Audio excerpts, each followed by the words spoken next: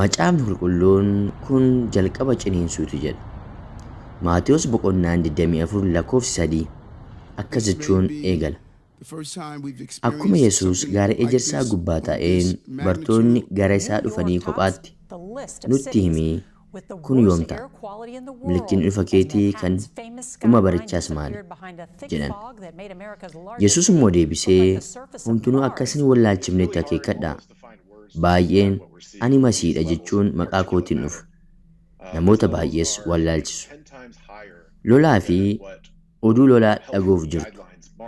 Akka hin naannetti ilaaladhaa. Kan akkasiin kun ta'uun irra jira. Kun garuu ammallee dhuma isaa miti. Saamni saba irratti, mootummaan mootummaa irrattis ni ka'a. Beelli, sochiin lafaas iddoo adda addaatti ni ta'a. Kun hundinuu jalqaba ciniinsuuti jechuun haala bara dhumaa sana gooftaa Yesuus isaanitti ibsuudhaan akka isaan akeekkataniif gara fuulduraatti waanta ta'u isaanitti hima.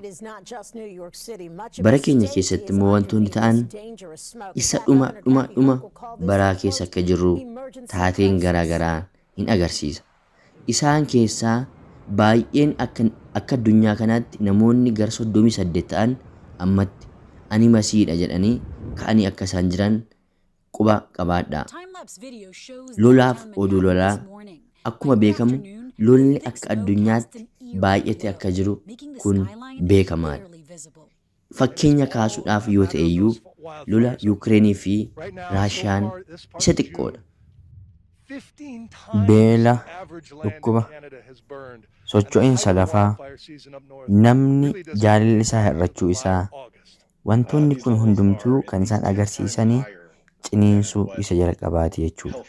Ciniinsuu inni jalqabaa haa jennu malee ciniinsuu inni guddichaa moo yoom ta'a jennee yaaduun dirqama ta'a. Ciniinsuu guddicha jechuun kan inni kennamee fi miixuu guddicha jechuun kan beekamu waggaa 7 macaafa qulqulluu keessatti kan barraa'e jiru jechuudha. Innis maal jechuun beekamaa? Miixuu guddicha yookaan immoo Yaaqoob Great Revelation yookiin immoo miixuu guddicha Yaaqoob. Innis kan ta'u Israa'el irratti waggaa 7 miixuu dhufu jechuudha. Waggaa 7 kana gidduutti dha'icha gurguddaa 21 addunyaa kana eeggate jechuudha. Inni kun addunyaan kun erga uumamtee ta'ee kan hin beeknee fi gara fuulduraatti kan hin taane jechuudha.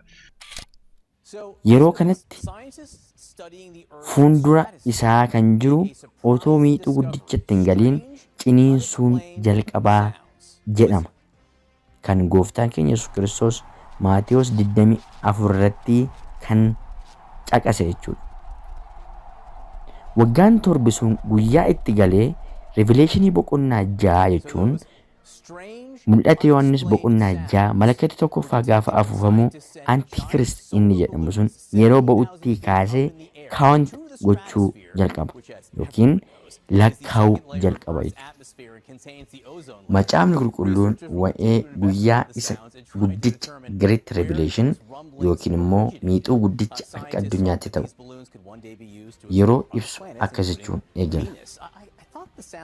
Macaafa Ermiyaas raajicha boqonnaa 30 lakkoofsa 7. Wayyoo guyyaan sun guyyaa sodaachisaadha.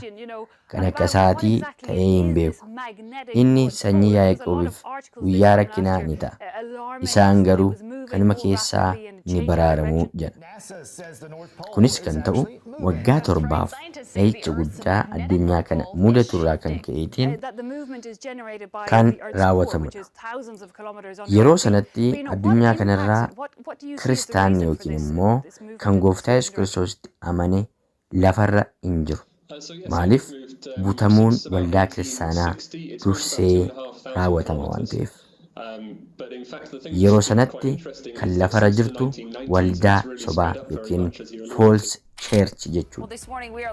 Yeroo waggaa 7 kana gidduutti wangeelli kan ayyaana otoo hin taane mootummaa kan waaqayyootu lallabama yookiin immoo የመንግስቱ ወንጌል isa jennu. Maaliif macaafa qulqulluu keessaatii Waaqayyo kakuu inni Israa'elotaaf gale kan abbaa isaanii That's right. The bad kan news is that we Daawitiif know very gale little waggaa about the 1,000 core of the earth. otoo kan Very hin little about bulchiin what's dura beneath our feet. kan The good raawwatamu news is Yamangistuu probably there's Wangeelaa nothing yookiin to immoo worry about. Wangeela In the mootummaa sense that kan roughly every 70 lallabamu years ta'a. or so, we're not Humnaan sure, The Everlasting the Gospel center of the jechuun earth does seem to go wangeela backwards. isa If dhumaatu this is the core, lallabamu this is the jechuudha. crust of the earth that we live on. Yes. This is the core of the earth. The core could move independently of the crust.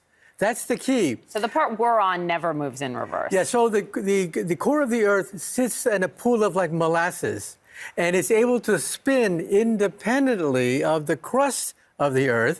So, in other words, don't lose any sleep over this.